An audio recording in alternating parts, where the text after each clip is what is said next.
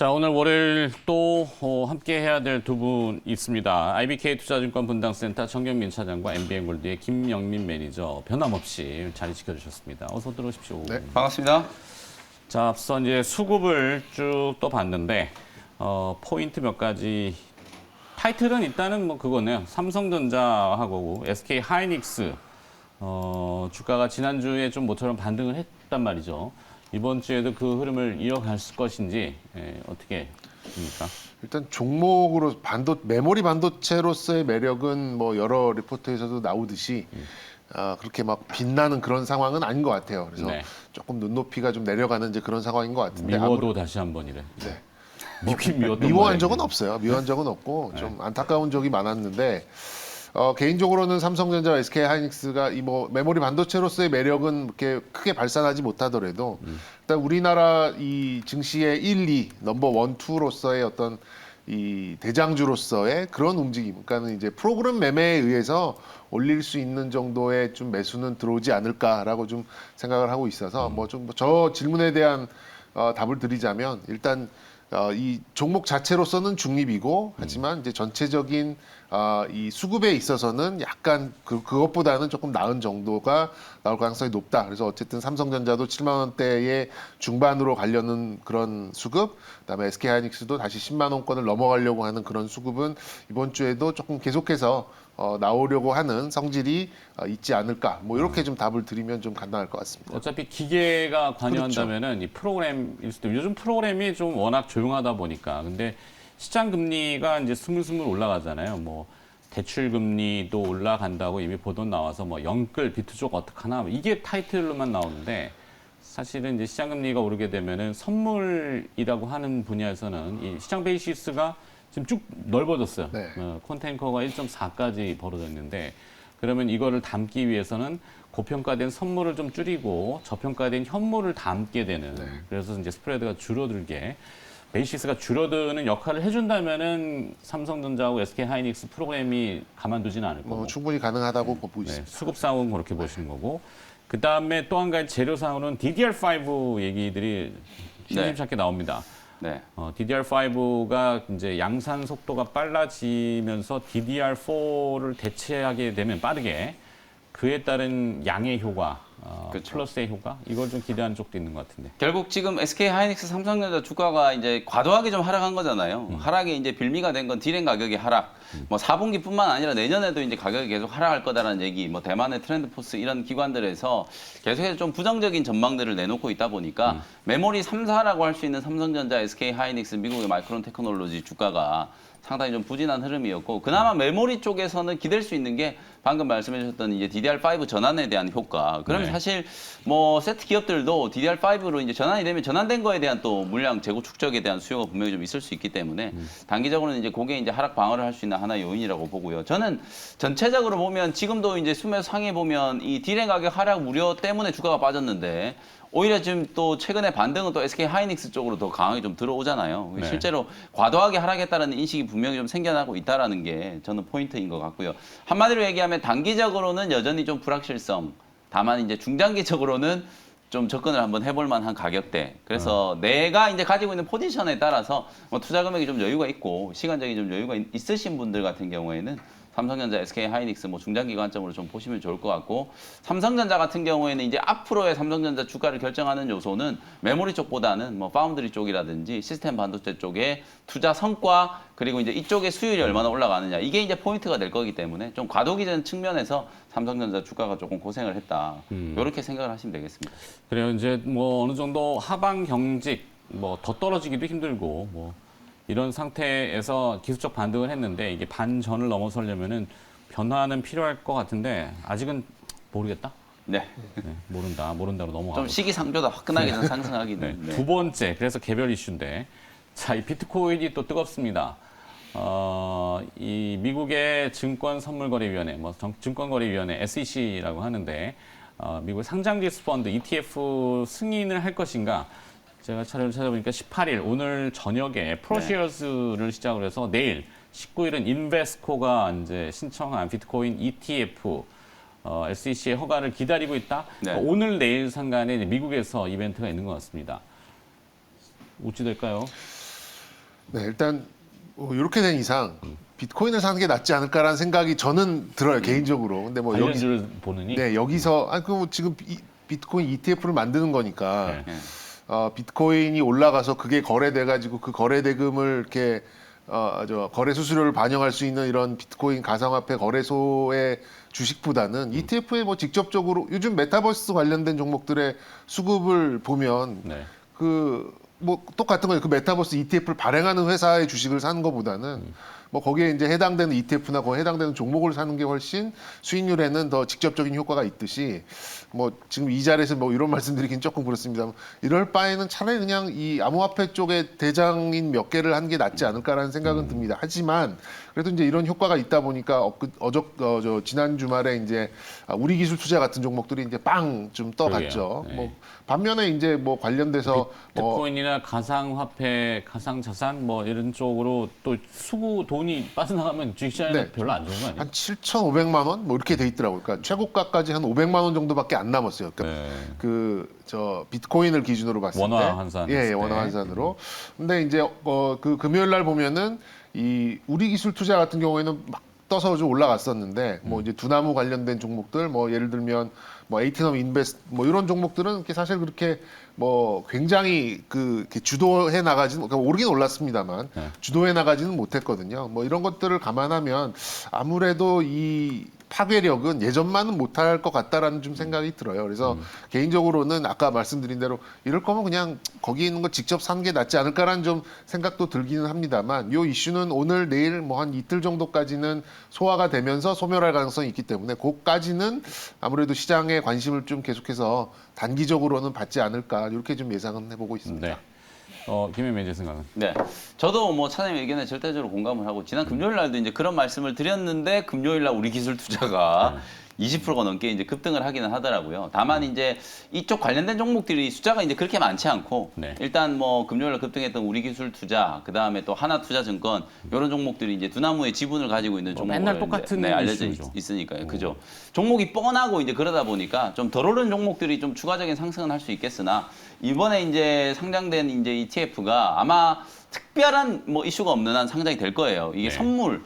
그러니까 시카고 상품거래소에 이제 상장되어 있는 비트코인 선물을 기반으로 한 이제 ETF이기 때문에 뭐 사실상 뭐 비트코인의 가치와 아주 직접적으로 연동된다라고 얘기하기도 조금 또 좀 애매한 그런 상황이거든요. 다만 최근에 저는 더 결정적으로 이 비트코인의 가격이 올라가고 있는 게 우리가 소위 말해서 이제 하이퍼 인플레이션이라든지 스태그플레이션 이 통화 가치가 하락하는 것과 관련되어 있는 이슈들이 많이 좀 지금 중첩되어 있는 상태잖아요. 원래 이제 가상화폐 이 암호화폐들이 그런 이제 통화 가치 하락을 방어할 수 있는 역할로 이제 만들어진 것들이기 때문에 그런 것들에 대한 이제 가치가 새롭게 이제 좀 창출되는 부분 그런 것들 때문에 이제 비트코인이 좀 주목을 받고 있다라고 생각이 좀 들고요. 관련주보다는 저도 이제 말 그대로 그 비트코인, 이더리움 뭐 이런 가상화폐를 직접 투자하시는 게 오히려 좀 낫다 그렇게 말씀을 좀 드리겠습니다. 네. 똑같은 얘기네요, 두 분 다. 네. 기왕 뭐 관심권이 몰린다면은 뭐 그렇게 권장할 수는 없지만 네, 그렇다. 네, 굳이 이쪽을 선택한다면 네. 차라리 가상화폐를 하는 게 낫다. 매번 똑같은 기업이기 네. 때문에 뭐 신선함은 떨어지고 뭐 네. 우리기술투자 지분이 있는 뭐 신성이엔지 신성이엔지는 이따가 오후에 타방송에 출연하신다고 뭐 저한테 그걸 왜 알려주는지 모르겠지만 네, 하여튼 뭐 타방송이면 저쪽 방송입니다. 뭐 보실 분들은 이따 오후에 보셔도 되고요. 네. 신성이엔지 그 비트코인 우리기술투자 얘기를 할지는 모르겠네요. 자 다음 주제로 또 넘어가죠. 메타버스 네. K 컨텐츠.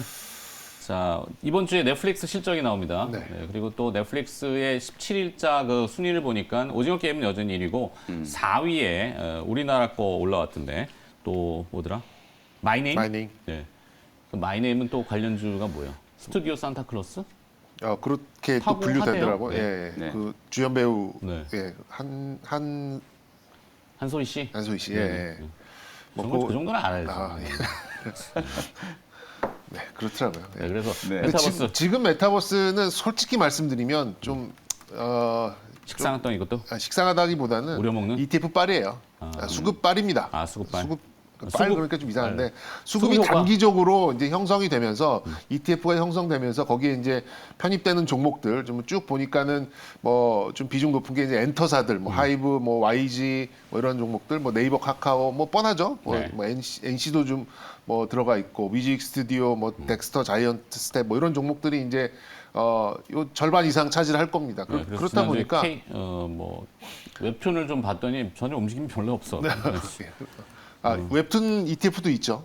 있죠. 네, 그래서 그러니까 이렇게 되죠. 개인들이 이제 돈을 넣고 ETF를 사면 이 기관들은 그것을 이제 매도로 잡히고 그 매도를 중화하기 위해서 이 종목들을 사는 이제 그런 수급들이 쭉 잡히게 돼서 이 종목들 보시면 금융 투자에 대한 그 매수세가 훅 올라온 것을 많이 보실 수 있겠어요. 그게 좀 약간의 그 수급적인 이제 수급의 주체의 좀 특징으로 좀 보실 수 있겠는데 메타버스 관련된 종목들은 글쎄 뭐 이번 주까지는 약간 이제 이런 컨벤션 효과죠. 개업발이 좀 나오면서 그 해당된 종목들 중에서 비중이 높은 종목들 위주로 좀 올라가는 모습이 좀 나오고는 있어요. 그래서 제가 보기에는 일단 뭐 이게 특별하게 좀 펀더멘탈을 이렇게 자극할 만한 이슈가 지금 뭐 나오고 있지는 않은 것 같아요. 그래서 지금 이 관련된 종목들을 일단 움직이게 만든 가장 큰 이제 동의는 역시 이제 수급이고 그 수급은 ETF가 형성되면서 나오는 에너지가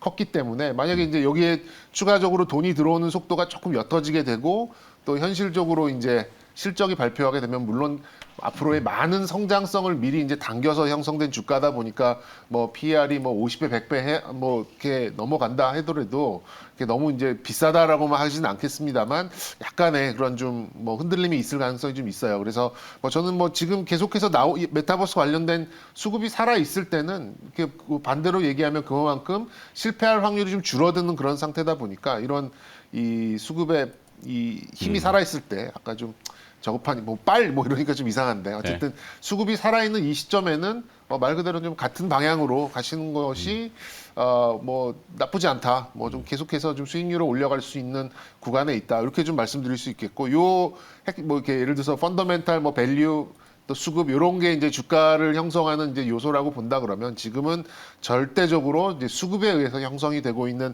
시기다 보니까 뭐 나쁘지 않은 선택이 될 수 있겠다 좀 말씀드리고 싶고요. 뭐 개인적으로는 좀 엔터 쪽에 조금 더 관심이 좀 가는 이렇게 좀 말씀드리도록 하겠습니다. 엔터는 뭐 하이브? 예, 뭐 다 알고 계시네요. 아니 뭐 여기 써놨네. 예, 뭔건 괜히 주겠어요 이거. 그러네요. 네, 하이브. 예. 네. 정유차장 하이브래요.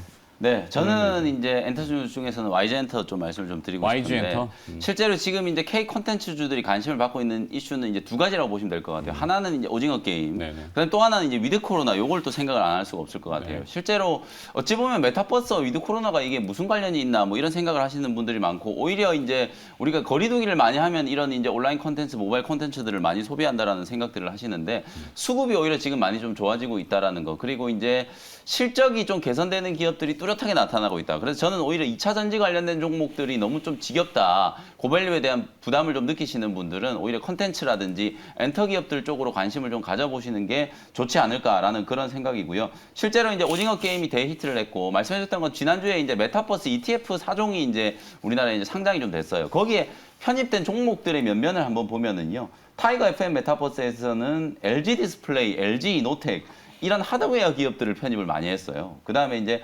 코데스K 메타액티브에서는 하이브, J 컨텐츠리, YG 엔터 이런 엔터 컨텐츠주들이 집중적으로 이제 들어갔고 KB스타 아이셀렉트 메타버스에는 넷마블 그리고 지난주에 얘기했던 CJ ENM 이런 종목들이 들어갔고요. 하나로 이제 FNK 메타버스에는 현대모비스, SK텔레콤 이런 종목들이 들어갔어요. 여러분들이 메타버스라고 하시면 딱 떠오르는 종목들은 하나도 없어요.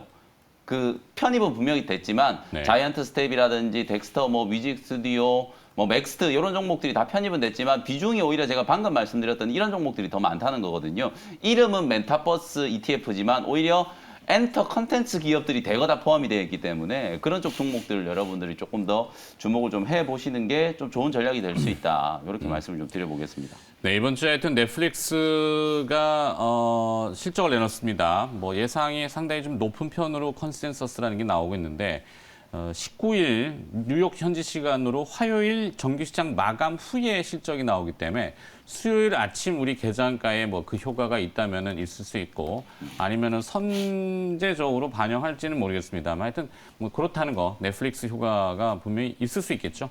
참고해 보시면 되겠고 잠시 갔다가 오겠습니다. 어딜 갔다 오는지는 보시면 알겠고. 네.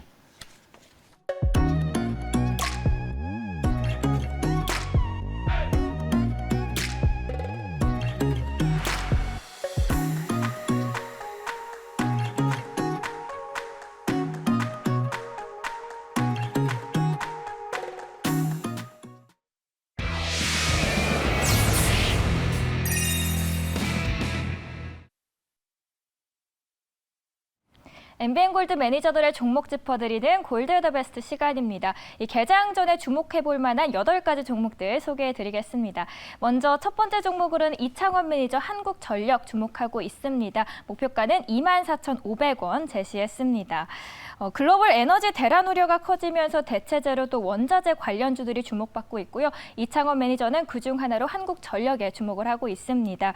원가 절감이 실적 개선세를 이끌면서 앞으로 흑자 전환이 기대됩니다. 한국전력은 전거래일 22,950원에 마감을 했습니다. 두 번째 종목으로는 김준호 매니저 만나보겠습니다. 코세스 메타버스 관련주죠. 목표가는 12,500원 제시했습니다. 메타버스 구현에 필요한 핵심 장비인 리페어를 최초로 개발한 회사입니다. 이 삼성전자가 메타버스에 합류한다는 소식에 가장 큰 상승폭을 보여줬던 기업 중 하나고요. 실제로 삼성전자의 장비를 공급 중이기도 합니다. 최근에 메타버스 관련주들이 또 강세를 보여주고 있는 만큼 그중에서 또 저점 매수할 수 있는 종목으로 가져왔습니다. 전거래일 코세스는 11,200원에 마감을 했습니다. 다음은 한균수 매니저의 종목도 만나보겠습니다. CS-윈드고요. 목표가는 10만 원 제시를 했습니다. 국제유가 그리고 천연가스 가격이 급등하면서 신재생 에너지 관련주들이 또 주목을 받고 있죠. 그중 하나로 한균수 매니저는 한국뿐 아니라 전 세계적으로 풍력타워 1위를 차지하고 있는 CS-윈드 보고 있습니다. 현재 올해 역대 최대 실적이 기대되고 있습니다. 전거래일 CS-윈드는 74,200원에 마감을 했습니다. 이어서 다음 종목도 만나보겠습니다. 이번에는 최현정 매니저인데요. 하나시스템 주목하고 있고요. 목표가는 2만 원 제시했습니다. 우주인터넷 사업을 하고 있는 회사입니다. 그리고 필수적인 위성 안테나 기술을 확보하기 위해서 원앱에 3억 달러를 투자했는데요. 현재 글로벌 우주인터넷 서비스 계획을 약 55% 달성했다는 점에서 앞으로의 성장성이 더 기대됩니다. 하나시스템은 전거래일 17,350원에 마감을 했습니다. 이어서 다음 종목들도 만나보겠습니다. 다음은 정석일 매니저의 종목 프롬바이오고요. 목표가는 18,000원 제시를 하고 있습니다. 건강기능식품을 제조, 판매하고 있는 회사입니다. 관절 부분에서 점유율 1위를 차지하고 있고요. 주력 제품들이 최근에 고성장하고 있고 여기에 더해서 또 온라인 매출 판매가 상승하면서 주목을 받고 있습니다. 프롬바이오는 전거래일 14,200원에 마감했습니다. 이어서 다음 종목도 만나보겠습니다. 황대현 매니저인데요. 일진 하이솔루스 주목하고 있고 목표가는 8만 원 제시를 했습니다. 현대차 넥소에 들어가는 수소 연료 탱크의 메인 협력사입니다. 글로벌 1위 수소 전기차 넥소의 성장과 함께 수혜를 보고 있고요. 앞으로 수소 생태계가 더 커진다면 중장기적인 성장성이 더 기대가 되고 있습니다. 일진 하이솔루스는 전거래일 71,300원에 마감을 했습니다. 이어서 고강현 매니저의 종목은 영상 콘텐츠 테마주인 KT알파 주목하고 있습니다. 목표가는 9,600원 제시했습니다. KT 계열의 인터넷 서비스 업체입니다. 최근 오징어 게임 흥행으로 또 콘텐츠 주들의 흐름이 좋은데요. 이 기업은 IP 영화판권 최다 보유했다는 점에서 주목을 받고 있고요. 앞으로 또 K 콘텐츠들에 대한 관심이 커지면서 성장성이 더욱더 기대되고 있습니다. 전날 8,590원에 마감을 했습니다. 이어서 마지막 종목으로는 신광선 매니저도 만나보겠습니다. 해운 관련주고요. 대한해운 주목하고 있습니다. 목표가는 4,500원 제시했습니다. 해운 운송 사업을 하고 있습니다. 석탄 부족으로 인해서 운임 비용의 수혜를 받고 있고요. 내년 1분기 BDI 지수 상승세가 이어지면서 실적 개선이 이어질 것으로 보면서 주목하고 있는 종목입니다. 종가는 2,960원이었습니다. 네, 지금까지 골드 더 베스트였고요. 앞으로도 더 성공적인 투자하시길 바라겠습니다.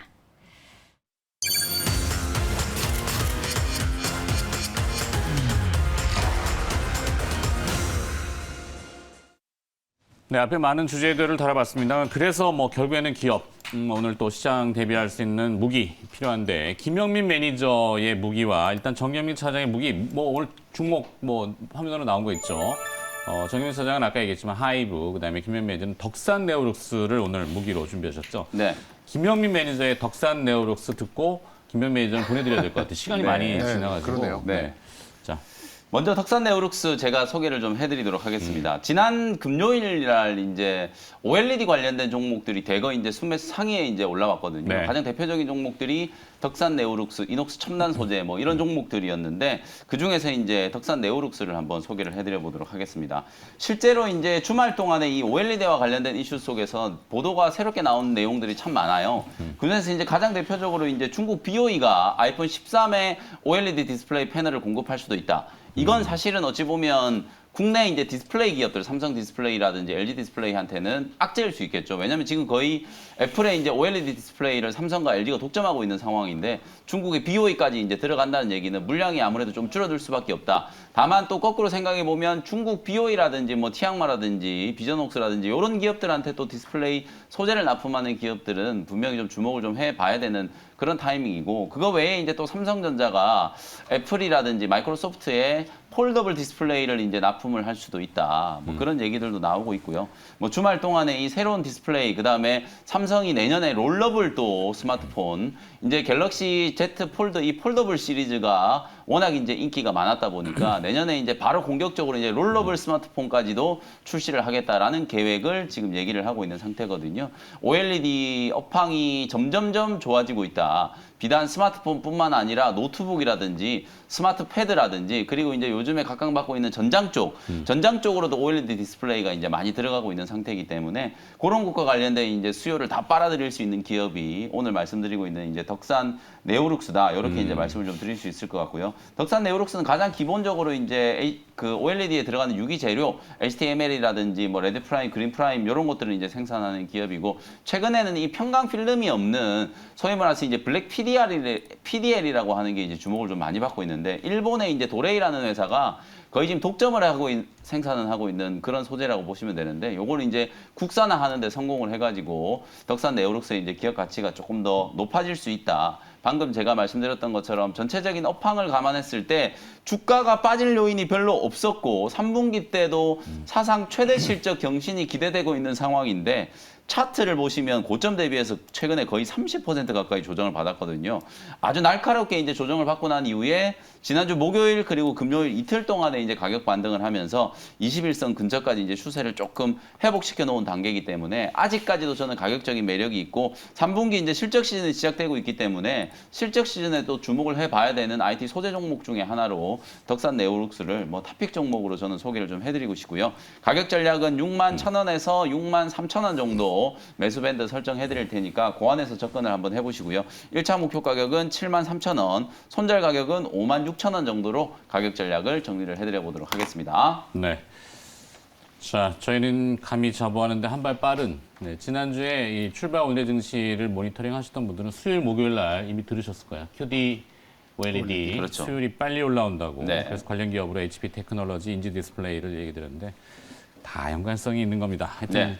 놓치지 마시고 꼭 보시기 바라겠고. 김 매니저는 오늘 이벤트. 네, 오늘 오후 4시에 이제 장 끝나고 나서 무료 공개 방송 진행해 드릴 거고요. 한 주 전략 말씀드리면서 이제 시장이 지난주에 이제 소위 말해서 좀 살아났잖아요. 네. 살아났고 그 이후에 이제 방향성을 이제 탐색하는 과정이기 때문에 전체적인 시장 전략에 대한 부분들 설명드리도록 할 테니까요. 오후 4시 온라인 공개 방송 때 다시 뵙도록 하겠습니다. 네, NBA골드의 김영민 매니저 일단 보내드리겠습니다. 고맙습니다. 네, 감사합니다.